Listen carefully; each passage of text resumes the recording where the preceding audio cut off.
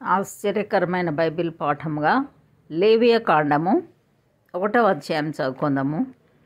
యెహోవా మోషేను పిలిచి ప్రత్యక్షపు గుడారంలో నుండి అతనికి ఇలాగు సెలవిచ్చెను. నీవు ఇశ్రాయేలీలతో ఇట్లనము, మీలో ఎవరైనాను యెహోవాకు బలి అర్పించినప్పుడు గోవుల మందలో నుండి కానీ, గొర్రెల మందలో నుండి కానీ, మేకల మందలో నుండి కానీ దానిని తీసుకుని రావలెను. అతడు దహన బలి రూపముగా అర్పించినది గోవులలోనిదైన ఎడల నిర్దోషమైన మగదానిని తీసుకుని రావలెను. తాను యెహోవా సన్నిధిని అంగీకరింపబడినట్లు ప్రత్యక్షపు గుడారం యొక్క ద్వారమునకు దానిని తీసుకుని రావలెను. అతడు దహన బలిగా అర్పించు పశువు తల మీద తన చెయ్యి నుంచవలెను.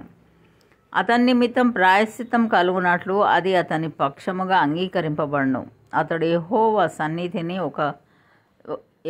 సన్నిధిని ఆ కోడెదూడను వధించిన తర్వాత యాజకులైన అహరోను కుమారులు దాని రక్తమును తెచ్చి ప్రత్యక్షపు గుడారం ఎదుటనున్న బలిపీఠం చుట్టూ ఆ రక్తమును ప్రోక్షింపవలెను. అప్పుడు అతడు దహనబలి రూపమైన ఆ పశు చర్మమును ఒలిచి దాని అవయవములను విడదీసిన తరువాత యాజకుడైన అహరోను కుమారులు బలిపీఠం మీద అగ్ని ఉంచి ఆ అగ్ని మీద కట్టెలను చక్కగా పేర్చవలెను.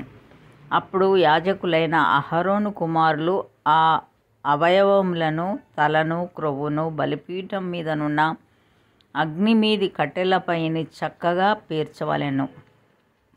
దాని ఆంత్రములను, కాళ్లను నీళ్లతో కడగవలెను. అది యెహోవాకు ఇంపైన సువాసన గల దహనబలి అగునట్లు యాజకుడు దానినంతయు బలిపీఠం మీద దహింపవలెను.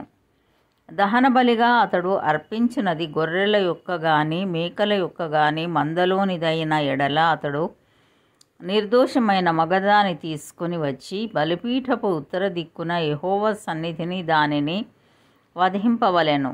యాజకులగు అహరోను కుమారులు బలిపీఠం చుట్టూ దాని రక్తమును ప్రోక్షింపవలెను.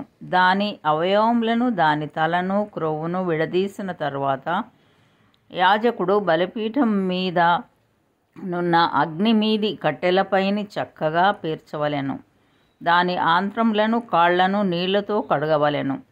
అప్పుడు యాజకుడు దానినంతయు తెచ్చి బలిపీఠం మీద దానిని దహింపవలెను. అది దహనబలి, అనగా యెహోవాకు ఇంపైన సువాసన గల హోమము. అతడు యెహోవాకు దహనబలిగా అర్పించున్నది పక్షి జాతిలోనిదైన ఎడల తెల్ల గువ్వలలో నుండి గాని, పావురపు పిల్లలలో నుండి గాని తేవలెను. యాజకుడు బలిపీఠము దగ్గరకు దాన్ని తీసుకుని వచ్చి దాని తలను త్రుంచి బలిపీఠం మీద దాన్ని దహింపవలెను. దాని రక్తమును బలిపీఠము ప్రక్కను పిండవలెను.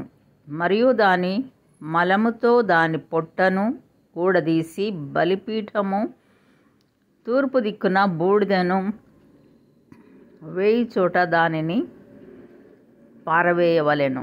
అతడు దాని రెక్కల సందున దాని చీల్చవలెను గాని అవయవ విభాగములను విడదీయకూడదు.